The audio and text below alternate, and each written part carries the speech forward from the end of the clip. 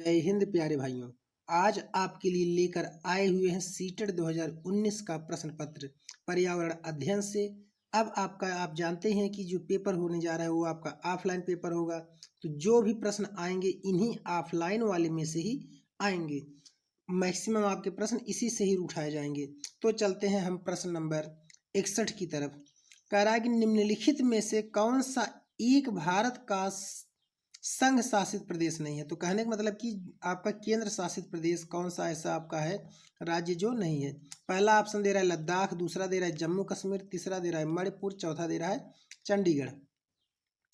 तो आपका इसमें ऑप्शन हो जाएगा, ऑप्शन नंबर 3 हो जाएगा, क्या हो जाएगा, मणिपुर। चलते हैं प्रश्न 62 की तरफ। 62 आपका कह रहा है निम्नलिखित में से कौन से कच्चे तेल पेट्रोलियम के उत्पादक हैं। कह रहा है कि इसमें से कौन सा वह स्थान है जो कच्चे तेल पेट्रोलियम का उत्पादक है। पहला कह रहा है बम्बे है तथा पश्चिम बंगाल, या फिर आपका है ऑप्शन असम और उड़ीसा, तीसरा गुजरात और तमिलनाडु, चौथा बिहार और बॉम्बे है। तो देखिए पेट्रोलियम उत्पादन की हम बात करें तो पेट्रोलियम उत्पादन में आपका ऑप्शन नंबर क्या हो जाएगा, 3 हो जाएगा, गुजरात और तमिलनाडु। चलते हैं प्रश्न 63 की तरफ।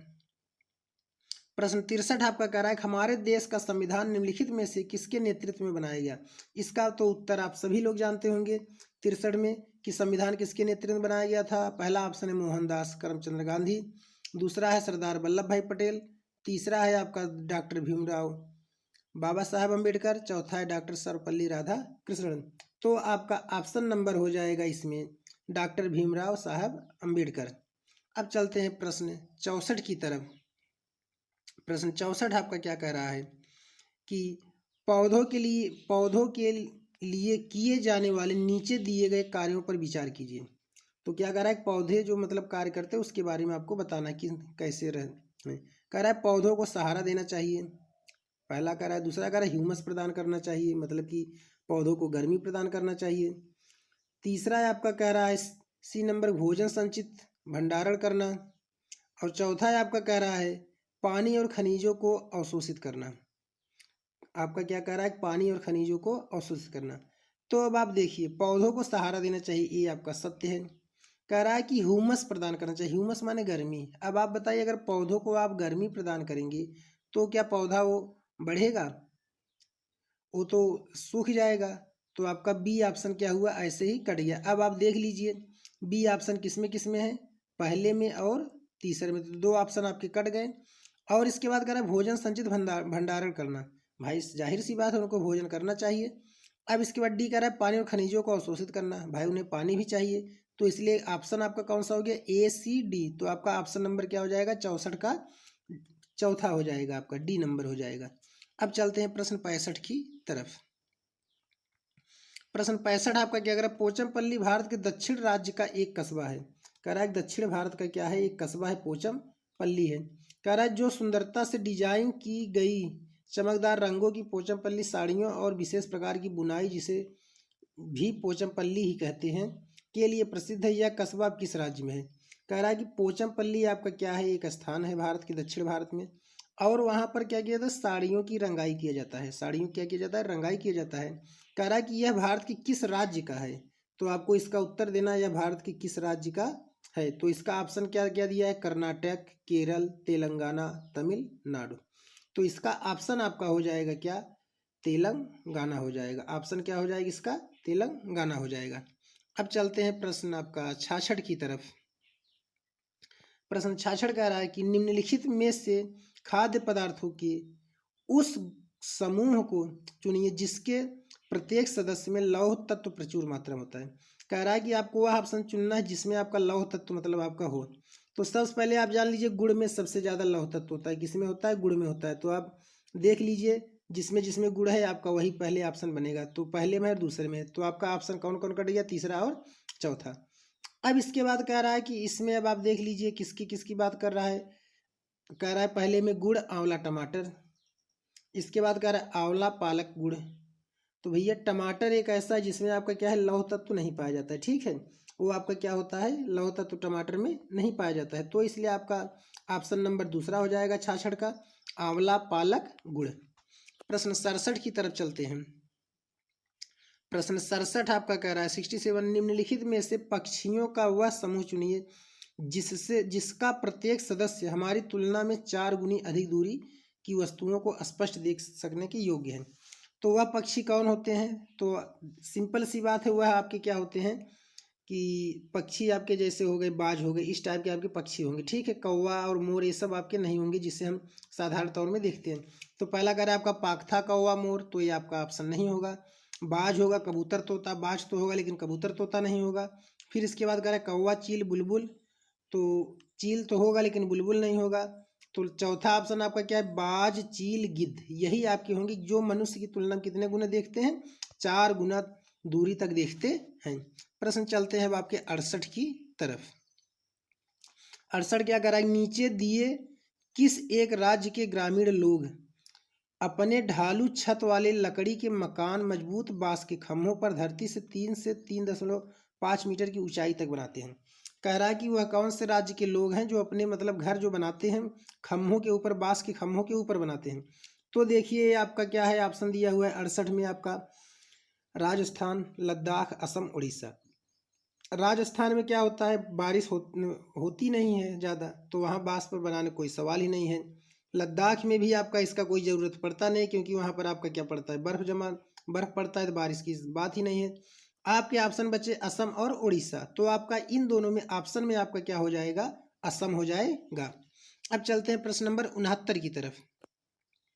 कह रहा है भारत के मानचित्र में दिल्ली की स्थिति के सापेक्ष गांधीनगर गुजरात की राजधानी और पटना बिहार की दिशाएं हैं।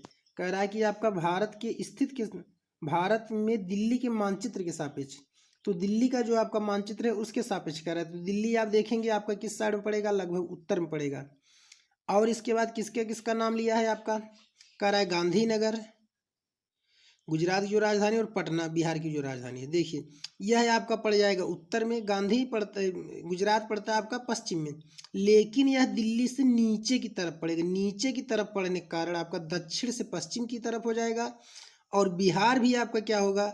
उत्तर से नीचे की तरफ पड़ेगा, तो इसका ऑप्शन हो जाएगा दक्षिण और पूर्व की तरफ। तो आपका ऑप्शन नंबर दूसरा हो जाएगा दक्षिण पश्चिम और दक्षिण पूर्व। चलते हैं प्रश्न नंबर 70 की तरफ। प्रश्न 70 क्या कह रहा है? निम्नलिखित में से किसने मटर के पौधों के साथ प्रयोग किए और यह पाया कि मटर के पौधों में कुछ ऐसे लक्षण होते हैं जो जोड़ियों में पाए जाते हैं, जैसे चिकने या खुरदरे, लंबे या बौने, पीले या हरे आदि। तो भैया इसको किसने दिया था? ग्रोगर ग्राहम मेंडल ने दिया था। सिंपल सी बात है, इसको सब कोई लगभग जानते होंगे, ग्राहम मेंडल ने दिया था। तो ये इसका ऑप्शन डायरेक्ट आपका इसमें क्या है, कुछ सोचना ही नहीं, डायरेक्ट आपका क्या हो जाएगा? ग्रागोर जहान मेंडल। तो मतलब सिंपल से याद किए रहे, मेंडल ने दिया था बस इसको। चलते हैं प्रश्न नंबर 70 की तरफ, 71 की तरफ। प्रश्न 71 आपका क्या कर रहा है? निम्नलिखित में से कौन सा एनसीएफ 2005 के अनुसार ईवीएम पाठ्यक्रम में सुझाए गए प्रश्न के विषयों में से एक है? कह रहा है कि ईबीएस के अनुसार, तो ईबीएस के अनुसार आप जानते हैं क्या चीज़ें इसमें पूछ रहा है। कह रहा है पहला पदार्थ, दूसरा प्राकृतिक संसाधन, और तीसरा आपका कह रहा है क्या, चीज़ें जो हम बनाते हैं और करते हैं।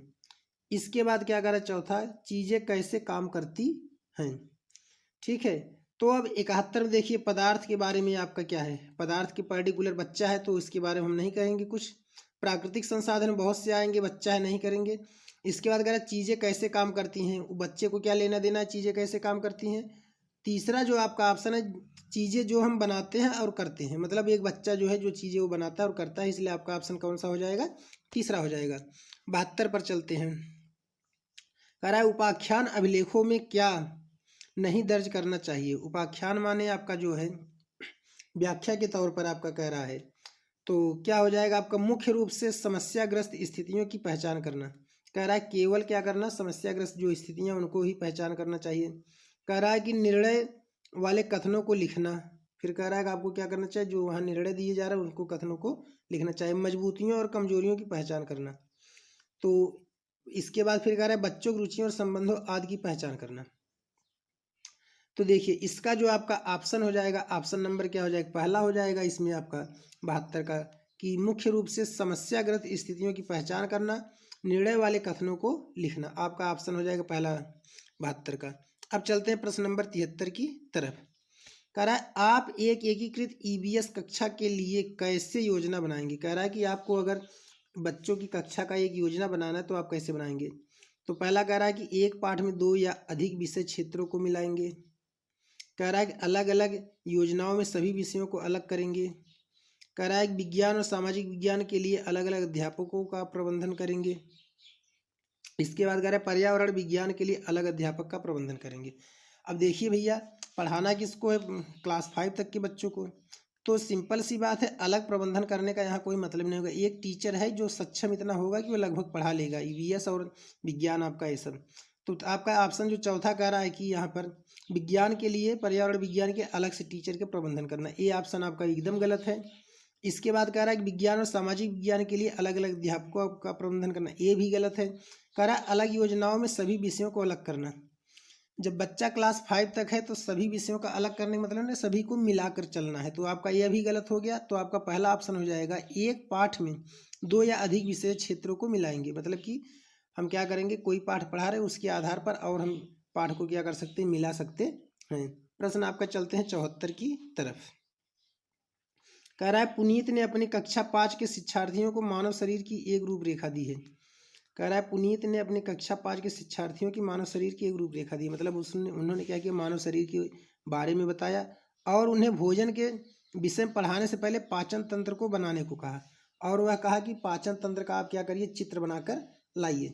तो कह रहा है कि पुनीत चाहता क्या है, परीक्षण करना कि शिक्षार्थी नामांकित आरेख बना सकते हैं। मतलब कह रहा है क्या वो शिक्षार्थी आरेख बना सकते हैं। दूसरा, पाचन से संबंधित शिक्षार्थियों के विचारों को प्राप्त करना, कि मतलब पाचन में क्या क्या समस्याएं हो सकती हैं उसके बारे में, या क्या क्या हानियां या लाभ हो सकते हैं उसके बारे में विचार करना। या कह रहा है अच्छे ड्राइंग कौशल वाले शिक्षार्थियों की पहचान करना। कह रहा है कि ड्राइंग कौशल के बारे में तो आपका यह ऑप्शन होगा ही नहीं। कह रहा है कि पाचन की प्रक्रिया पर शिक्षार्थियों का मूल्यांकन करना, कि मतलब शिक्षार्थी कितने अच्छे हैं इसके बारे में बताना, यह भी नहीं होगा। तो आपका ऑप्शन नंबर इसमें क्या हो जाएगा, दूसरा हो जाएगा, पाचन से संबंधित शिक्षार्थियों के विचारों को प्राप्त करना। अब चलते हैं आपका प्रश्न नंबर 75 की तरफ। प्रश्न नंबर 75 आपका क्या कर रहा है, निम्नलिखित में से क्या रचनात्मक आकलन के संबंध में सही नहीं है। ध्यान दीजिए, कह रहा है रचनात्मक आकलन के संबंध में सही नहीं है। पहला कह रहा है रिपोर्ट कार्ड के प्रत्येक तिमाही में इसकी सूचना दी जानी चाहिए। कह रहा है कि जो बच्चों का पेपर होता है उसका रिपोर्ट कार्ड हमेशा बनाकर रखना चाहिए। फिर कह रहा है कि अगला, अधिगम को सुदृढ़ करने के लिए यह अध्यापक को समय पर कार्यवाही करने की मदद करता है। कि मतलब अगर बच्चे कमज़ोर हैं तो क्या करना चाहिए, अध्यापक को मतलब एक्टिव रहना चाहिए। ये आपका क्या है, सही है। फिर कह रहा है इसको छात्रों की प्रगति की निगरानी करनी चाहिए। एक अध्यापक अच्छा वही होता है जो छात्रों की प्रगति के बारे में कंटिन्यू सोचता रहे। यह भी आपका सही है। कह रहा है बच्चे के सीखने कि कोई भी जानकारी रचनात्मक आकलन में मदद कर सकती है। मतलब कि आप अगर बच्चों को सिखा रहे हैं तो उनको कुछ अलग से चीज़ें बताइए रचना के तौर पर, जिससे बच्चे क्या हो आसानी से सीख सके। तो यह भी सही है। तो आपका यहाँ पर ऑप्शन नंबर क्या हो जाएगा, रिपोर्ट कार्ड। मतलब रिपोर्ट कार्ड से क्या मतलब है, बच्चों को ज्ञान से मतलब है, इसलिए आपका क्या हो जाएगा, ऑप्शन नंबर पहला गलत हो जाएगा। चलते हैं प्रश्न 76 की तरफ। कह रहा है स्मिता अपने शिक्षार्थियों को कार्य से संबंधित लैंगिक विषमता और रूढ़वादी छवियों के प्रति संवेदनशील करना चाहती है। स्मिता को निम्नलिखित में से अपनी कक्षा में क्या करना चाहिए। तो देखिए स्मिता के बारे में आपका कह रहा है, तो पहला कह रहा है क्या होना चाहिए, रूढ़वादी मॉडलों को छात्रों को प्रस्तुत करना चाहिए। कह रहा है क्या कि रूढ़वादी जो मॉडल हैं आपके वो छात्रों को प्रस्तुत करना चाहिए। कह रहा है विभिन्न प्रकार के कार्यों को फ्लैक्स कार्ड दिखाएं। कह रहा है कि या तो जो विभिन्न प्रकार कार्य है उसके लिए क्या करना चाहिए, फ्लैक्स कार्ड दिखाएं। कह रहा है केवल लड़कों से प्रतिदिन कक्षा को साफ करने को कहें। तो यह आपका तो ऐसे ही गलत हो जाएगा, केवल लड़कों को ही कहें। कह रहा है एक छात्र की माँ को कक्षा में आमंत्रित करें जो ऑटो चालक हो। ठीक है। कह रहा है कि एक मतलब कोई वो ऐसा छात्र हो जिसकी माँ क्या हो, ऑटो चालक हो, उनकी क्या करे, कक्षा में प्रदर्शित करें। और इसके बाद संवेदनशील सबको बना के देखिए क्या है, जब इनके बच्चे पढ़ सकते हैं तो आप सब भी आगे निकल सकते हैं। तो इसलिए आपका ऑप्शन नंबर क्या हो जाएगा, चौथा हो जाएगा। चलते हैं प्रश्न 77 की तरफ। कह रहा है कक्षा 5 के समयन आमतौर पर अपना दिया हुआ कक्षा का कार्य नहीं करते। मुद्दे को हल करने का सबसे अच्छा उपाय हो सकता है। कह रहा है कि जो बच्चों को दिया जाता है वो अपना कार्य अच्छे से नहीं करते हैं, तो इसके लिए क्या होना चाहिए। चलिए हम सबसे पहले चौथे विकल्प से चलते हैं। उसे वैकल्पिक और आसान गृह कार्य दें। भाई बच्चा कार्य नहीं कर रहा, उसके लिए दूसरा भी ऑप्शन है, उसे हम आसान कार्य क्यों देंगे भाई? जो चीज़ें उसके योग्य वही देंगे। अब क्लास 5 का बच्चा है, वो कार्य नहीं करेगा तो हम कहेंगे तुम क्या लिख लिख कर लाओ, तो ये होगा नहीं। कह रहा है माता पिता से बात करो, उन्हें सलाह दें।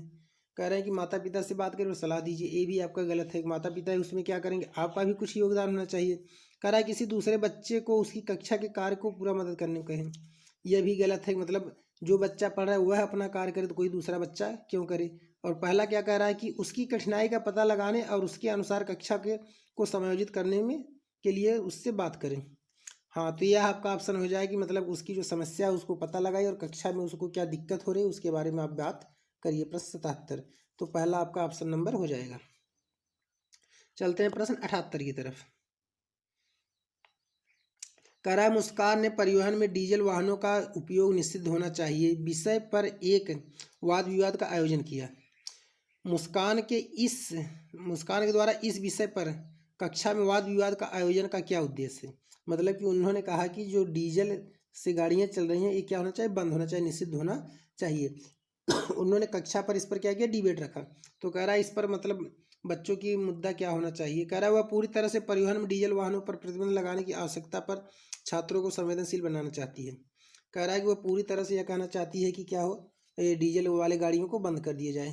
तो भैया ऐसा नहीं होना चाहिए, ठीक है। अभी आगे देखिए, कह रहा है छात्रों के विचारों को जानने और उनकी सही मदद करने में मदद करेगा। कह रहा है कि छात्रों को केवल क्या करना है, विचारों को ही जानना है, तो यह भी आपका नहीं होगा। तो आगे देखिए तीसरा, कह रहा है वह आधुनिक वाहनों के उपयोग के लाभों पर छात्रों को संवेदनशील बनाना चाहती है। कि मतलब जो नई नई गाड़ियाँ हैं उसके लाभ के बारे में बताना चाहती है। तो ये बच्चों को इससे क्या मतलब है कि नई गाड़ी के मतलब एवरेज क्या होंगे या क्या क्या उसके फायदे हैं, इससे उनको नहीं है। कह रहा है कि यह इस मुद्दे पर छात्रों को कई दृष्टिकोणों से सराहना करने में मदद करती है। हाँ, तो यह आपका ऑप्शन हो जाएगा। इसमें छात्रों को कई दृष्टिकोण से कई तरीके से बताना चाहती हैं कि डीजल अगर गाड़ी चलेगा तो आपका क्या होगा, प्रदूषण होगा, और हमारा जो डीजल का स्थान है जहाँ से हमें प्राप्त होता है उसकी कमी होगी। मतलब बहुत सी चीज़ों के बारे में वो तरह तरह के बता सकती है। अब चलते हैं प्रश्न 69 की तरफ। तो प्रश्न 69 कह रहा है ईबीएस में मानचित्रण कौशल। कह रहा है कि ईबीएस में मानचित्रण कौशल आपका क्या है। तो देखिए आपका क्या है, पहला लैंडस्केप खींचने के कौशल को विकसित करना। पहला कह रहा है कि आपका लैंडस्केप खींचने के कौशल को विकसित करना। दूसरा पूर्वानुमान और गणना के कौशल को विकसित करना है। तीसरा कह रहा है रिकॉर्डिंग कौशल को विकसित करना। चौथा कह रहा है स्थानों के सापेक्ष स्थिति की समझ को विकसित करना। मानचित्रण में आपका क्या करना है कि जो स्थान है उसके सापेक्ष उसकी स्थिति क्या होना चाहिए, इसके बारे में क्या करता है, मतलब उनको समझ होनी चाहिए। तो आपका ऑप्शन क्या हो जाएगा, चौथा हो जाएगा। चलते हैं प्रश्न नंबर 80 की तरफ। कह रहा है कि ईवीएस की एकीकृत प्रकृति सहायक है। कह रहा है ईवीएस की एकीकृत प्रकृति क्या है। प्रश्न 80 आपका कह रहा है कि ईवीएस की एकीकृत प्रकृति क्या है। तो कह रहा है कि पाठचर्या के भार को कम करने और विशिष्ट प्रकरणों को पेश करने में। तो आपका यह नहीं होगा। कह रहा है पाठचर्या के भार को कम करने और शिक्षार्थियों को सार्थकता पूर्वक सीखने में। यही आपका ऑप्शन हो जाएगा, क्योंकि शिक्षार्थी मतलब क्या हो, जिससे सुगमता से आसानी से सीख सके। तो ऑप्शन नंबर क्या हो जाएगा, दूसरा हो जाएगा। प्रश्न 81 की तरफ चलते हैं। कह रहा है निम्नलिखित में से क्या ईबीएस में आकलन का एक व्यापक संकेतन नहीं है। कह रहा है कि ईबीएस के आकलन में आपका व्यापक संकेतन नहीं है। क्या नहीं है, सहयोग, न्याय के प्रति सरोकार, समानता और प्रति सरोकार, अवधारणा मानचित्रण। देखिए भाई सहयोग करना चाहिए, न्याय के प्रति मतलब सबको रहना चाहिए। फिर कह रहा है समानता की भी बात होनी चाहिए। अवधारणा मानचित्रण यह आपका क्या कर रहा है, इसमें संकेतन नहीं है। चलिए प्रश्न 82 की तरफ। कह रहा है कुछ हजार साल पहले भारत में तालाबों के निर्माण के अलबरूनी के अवलोकन के आधार पर कक्षा 5 के ईवीएस के पाठ्यपुस्तक में एक अनुच्छेद है। इस अनुच्छेद को शामिल करने का क्या उद्देश्य है। मतलब कि अलबरूनी ने क्या किया था, एक तालाब का वर्णन किया था जब वह आया था कक्षा 5 में। तो उसके बारे में मतलब क्या किया जा रहा है, बताया जा रहा है, यह मतलब क्या है। तो देखिए आपका प्रश्न 82 कह रहा है कि यह इतिहास के स्रोतों की पहचान करने में शिक्षार्थियों में मदद करता है। कि मतलब कह रहा है कि यह जो तालाब है, तालाब के बारे में बता रहे हैं, यह इतिहास के स्रोतों के बारे में बताना चाहता है। दूसरा कह रहे हैं यह शिक्षार्थियों को उनके अवलोकनों का रिकॉर्डिंग में सुधार करने में मदद करता है। और तीसरा ऑप्शन आपका क्या कह रहा है, पहले ऑप्शन सब देख लेते हैं। यह शिक्षार्थियों को कुछ 1000 साल पहले भारत में मौजूद तकनीकी की सराहना करने में मदद करता है। और चौथा, यह शिक्षार्थियों को इतिहास में साक्ष्य की भूमिका में सराहना में मदद करता है। तो अब ध्यान दीजिए, तो आपका इसमें से ऑप्शन क्या होगा, कह रहा है इतिहास के स्रोतों को पहचान करने में शिक्षार्थियों को मदद करता है, ये आपका सही होगा। कह रहा है कि यह शिक्षार्थियों को उनके अवलोकनों की रिकॉर्डिंग में सुधार करने का, भैया शिक्षार्थी के अवलोकन को रिकॉर्डिंग करने से क्या मतलब है, ठीक है, यह आपका नहीं होगा ऑप्शन। फिर इसके बाद कह रहा है शिक्षार्थियों को कुछ 1000 साल पहले पर भारत में मौजूद तकनीक की सराहना, हाँ तो ये आपका होगा, क्योंकि उस समय की क्या तकनीक थे, क्या तौर तरीके थे, ये आपका होगा। चौथा कह रहा है यह शिक्षार्थियों के इतिहास के साक्ष्य की भूमिका की सराहना करता है, हाँ तो यह भी आपका होगा, क्योंकि उस समय जो साक्ष्य मिले उसकी क्या भूमिका थी, आपका यह भी होगा। तो ऑप्शन हो जाएगा ए सी डी, तो ऑप्शन नंबर कौन सा हो जाएगा, दूसरा हो जाएगा। अब चलते हैं प्रश्न 83 की तरफ। प्रश्न 83 कह रहा है कि अपनी कक्षा में 50 से अधिक छात्रों के साथ वाणी उन्हें एक ऐसी गतिविधियों में जोड़ना चाहती है जिसे सीखने को बढ़ाने के लिए अधिकतम संख्या में इंद्रियां शामिल हो। निम्न में से कौन सा क्रियाकलाप उपरोक्त कार्यों के लिए ठीक होगा। तो मतलब कि वह बच्चों को बैठा करके क्या करना चाहती है, उन्हें कुछ चीज़ें बताना चाहती है जिससे सभी बच्चे क्या हो, अधिक से अधिक अपने मतलब कि दिमाग को विकसित कर सके, मतलब उनका इंद्रिय काम कर सके। तो कह रहा है कौशलों के प्रदर्शन के लिए समुदाय में संदर्भ व्यक्तियों को आमंत्रित करना। कह रहा है कोई कौशल दिखाना हो तो व्यक्ति को आमंत्रित करना चाहिए, इससे उनको क्या मतलब है, भाई व्यक्ति को करिए चाहे ना करिए। कह रहा है कि समूह चर्चा को प्रोत्साहित करना, मतलब कि समूह में चर्चा करना चाहिए। तो यह आपका कुछ हो सकता है। कह रहा है कि उचित एवी साधन के लिए स्मार्ट कक्षा का उपयोग करना। तो कह रहा है कि जो उनके साधन है उसके लिए क्या करना, स्मार्ट कक्षा की उपयोग करना। तो स्मार्ट कक्षा से मतलब नहीं, उनको शिक्षा से मतलब है। चौथा कह रहा है कि नज़दीक के स्थान के लिए क्षेत्र भ्रमण का आयोजन करना, मतलब कि जहाँ पर आपके नज़दीक के जो स्थान हो वहाँ पर क्या करना चाहिए, जा करके उनको क्या करना चाहिए, हर चीज़ें दिखाना चाहिए जिससे वो अधिक से अधिक क्या करें, सीख सकें। तो आपका सबसे जो अच्छा ऑप्शन होगा आपका क्या हो जाएगा, चौथा हो जाएगा। अब चलिए प्रश्न 84 की तरफ। कह रहा है इकरा अपने शिक्षार्थियों को ईबीएस में समाचार पत्रों और पत्रिकाओं को समझने के लिए क्या प्रोत्साहित करती है। कह रहा है कि समाचार पत्र में इकरा कह रही है कि शिक्षार्थियों की ईबीएस के बारे में वो उन्हें क्या समझाना चाहती है। प्रश्न आपका क्या कर रहा है, 84 कर रहा है। ये मनोरंजन साधन उपलब्ध हैं, तो भैया शिक्षार्थी को मनोरंजन से के बारे में उन्हें समाचार पत्र की ही क्या ज़रूरत है, तो आपका यह ऑप्शन होगा ही नहीं। फिर कह रहा है कि ये शिक्षार्थियों को उनके अपने संसार में जुड़ने में सहायक करता है, मतलब इसमें जो समाचार वो पढ़ते हैं इसके द्वारा वो क्या कर सकते हैं, अब उसको पढ़ करके अपने बारे में तकनीकें नए नए सोच सकते हैं। फिर कह रहा है कि ये शिक्षार्थियों को स्वतंत्र बनाने में सहायक करता है, यह आपका ऑप्शन होगा ही नहीं। फिर इसके बाद कह रहा है यह शिक्षार्थियों को प्रतिस्पर्धी बनाता है, तो आपका यह भी नहीं होगा, आपका ऑप्शन नंबर इसमें क्या हो जाएगा, दूसरा हो जाएगा। चलते हैं प्रश्न 85 की तरफ। कह रहा है पर्यावरण अध्ययन में प्रश्न करने की को एक युक्ति के रूप में उपयोग किया जाता है। कह रहा है कि पर्यावरण में प्रश्न करने की एक युक्ति के रूप में क्या उपयोग किया जाता है, अनुशासन को बनाए रखने के लिए, यह आपका गलत होगा। ध्यान खींचने के लिए, यह आपका गलत होगा। इसके बाद कह रहा है नियमों के पालन को बढ़ावा देने के लिए, यह भी, इससे भी बच्चों को कोई मतलब नहीं। कक्ष में जिज्ञासा को बढ़ाने के लिए, भैया जब कक्ष में बच्चों की जिज्ञासा बढ़ेगी तभी तो क्या होंगे, मतलब कि एक युक्ति के रूप में क्या होंगे, उपयोग उनका हो सकेगा। अब चलते हैं प्रश्न 86 की तरफ। कह रहा है नीचे दिए गए कौन से एक राज्य में तोराग का अर्थ जंगल है। कह रहा है कि एक वह कौन सा राज्य है जिसमें तोराग का अर्थ क्या होता है, जंगल होता है। 86% कह रहा है जिसमें तोराग का अर्थ क्या होता है, जंगल।